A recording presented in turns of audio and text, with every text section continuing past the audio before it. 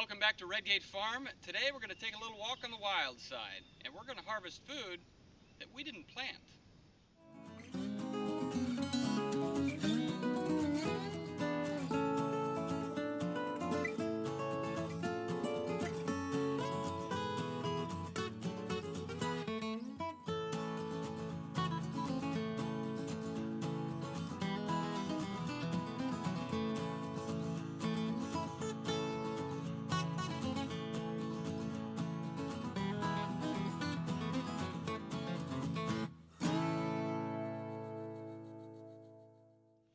Well, here we are on the edge of our woodlands here at Redgate Farm, and behind me you see a plant that you see all over Illinois, along train tracks, along cornfields. When you're driving down the highway, you see these big, beautiful white blooms all over the place.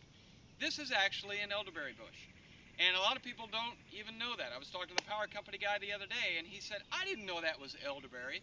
Well, elderberry is very popular when you talk about tinctures and things that try to heal and nourish your body. It's a great antioxidant. But that little berry starts with this big bush, and a lot of people don't even know it's sitting right in their backyard. Now, these particular bushes we actually planted, but we have probably about 4 to 5 times more than what's right here just in our outlying woodland areas. So let's talk about the phases of the elderberry. First of all, we have the pre-bloom. It comes up starting looking like this right before the blooms come out, so it's really small. And then those heads will actually bloom out, like you see here, a nice beautiful white flower, and sometimes you see much bigger heads. Look at the size of that head up there. The bees love this. This will be covered with bees. There's a bee right there next to me. And then if you look very closely here, the blooms, the flower petals begin to fall off, and these little bitty berries begin to form. Now, if we go over here, you'll see that the berries are bigger, and they will get to the size of, well, an elderberry or a hackberry or maybe a pea, a small pea. And then they turn black. Notice that the stem here is turning dark purple, okay? The berries actually go from that green state to a black state, and that's when they're ripe. Now, it's a little tricky to harvest these because when they turn black, the birds like to eat them too.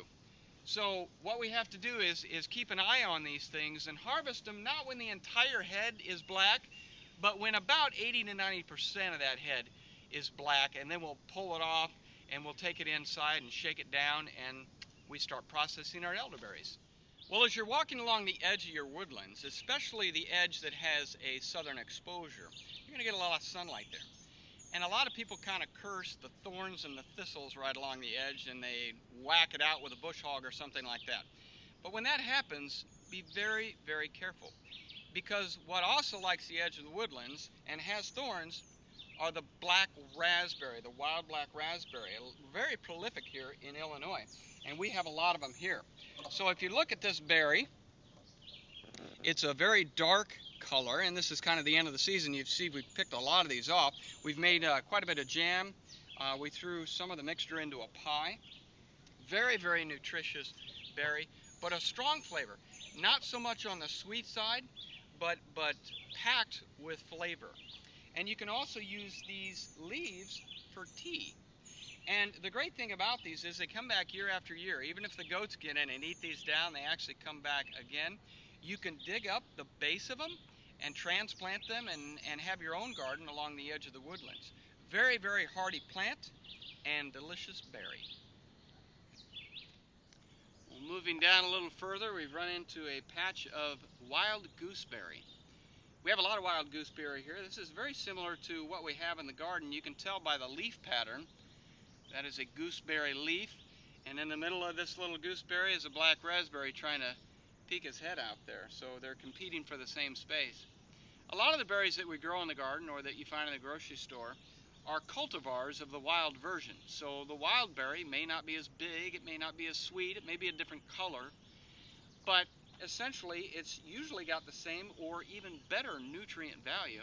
And if you are a good chef or even just an amateur, you can draw out the good flavors in jams and jellies and pies and different recipes like that. But the great thing about the wild version is You don't have to plant it, you don't have to trim it, you don't have to water it. God takes care of that. Well, when you're taking a walk on the wild side, you ought to realize that we've also domesticated a lot of wild plants, and for ornamental purposes or whatnot. At the end of the driveway, we have a completely neglected rose bush that's way past its prime. Maybe some of the beauty is gone, but certainly not the value. Right up here, we have a rose hips, and I'm sure you've seen the many uses of rose hips. These grow on the domesticated version as well as the wild version, so if you have wild roses, you can.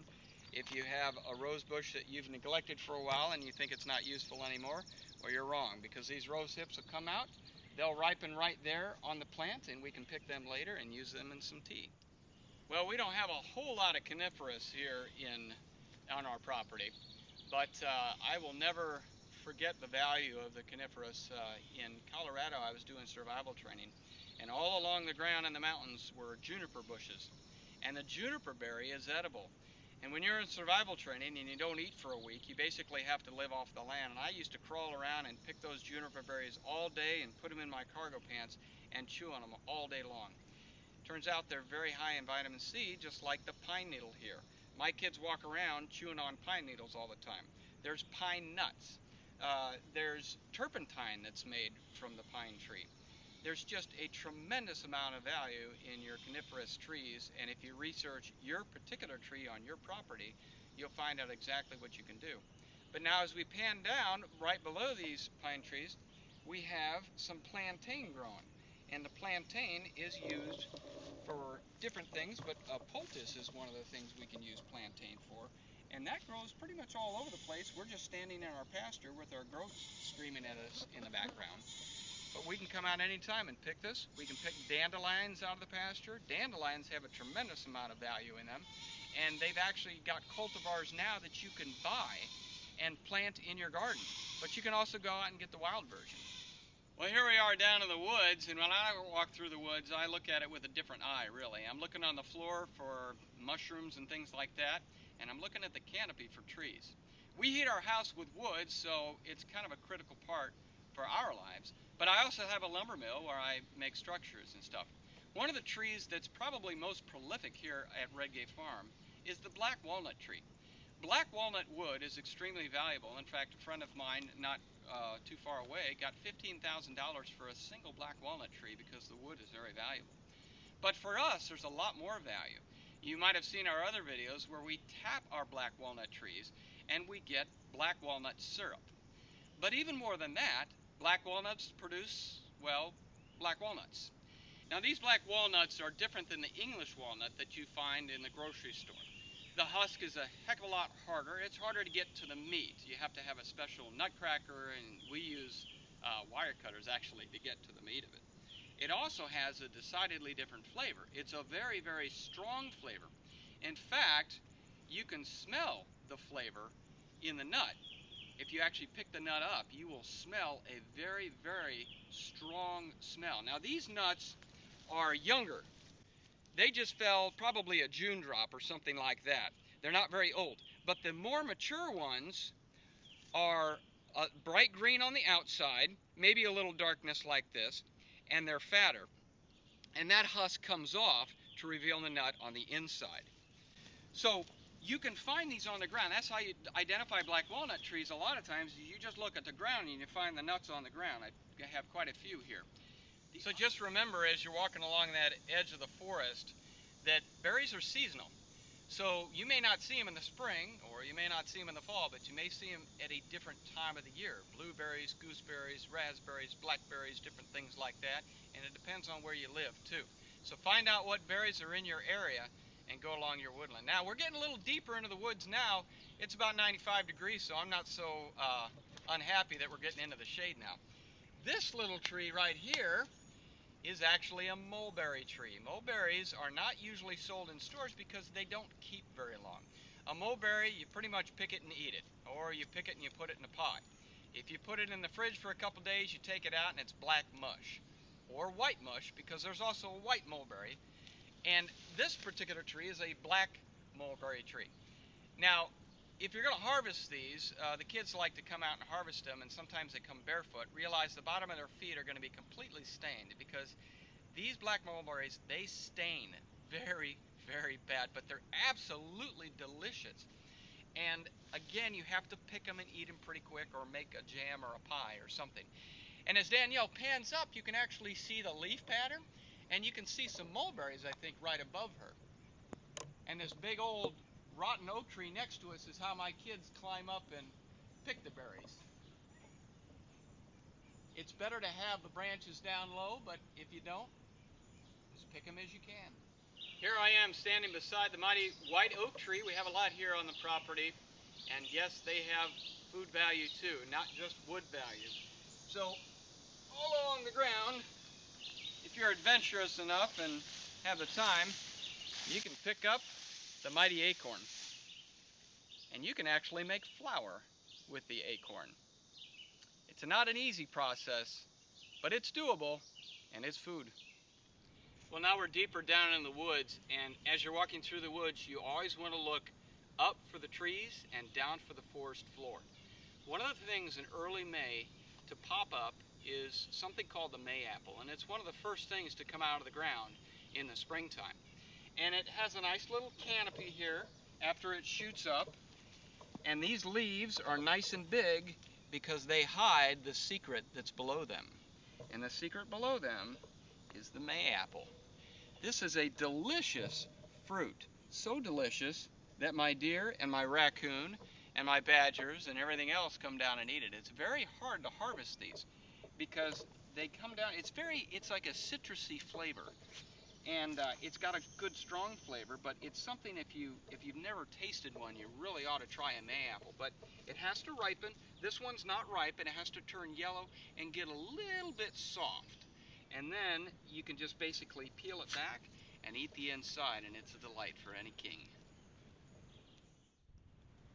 Well, as you're walking through the woods, just as we saw with the mayapple, if you're looking down on it, you don't actually see what's underneath it, and so you completely miss the golden opportunity.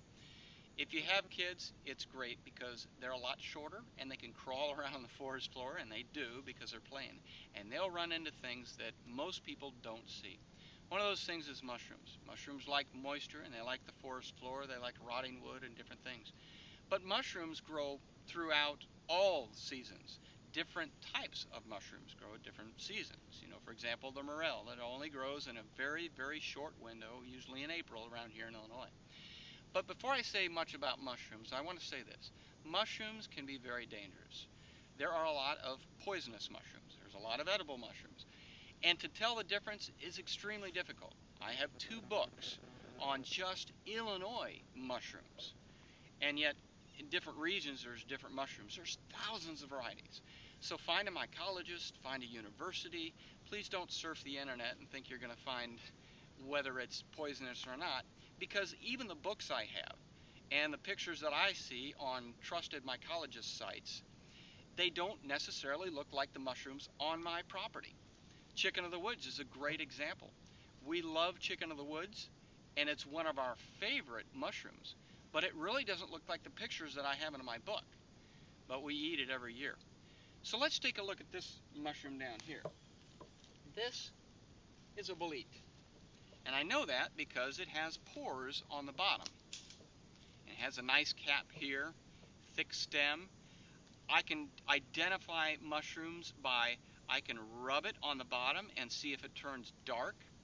I can take this cap off and I can do a spore print on a piece of paper and determine the color of the spores.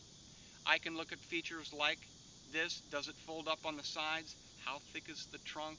There's all sorts of identifying features that'll tell you exactly what type of mushroom it is. But again, don't do it unless you have,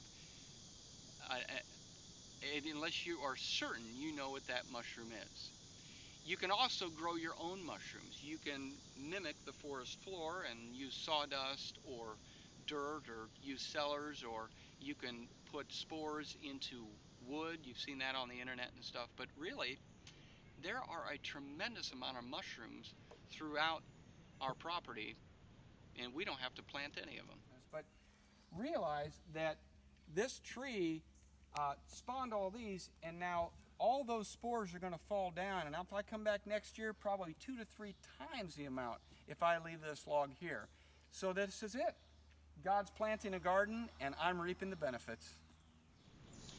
Well, we've just scratched the surface on what is actually edible in the woods. Realize that whole civilizations lived off of food in the woods.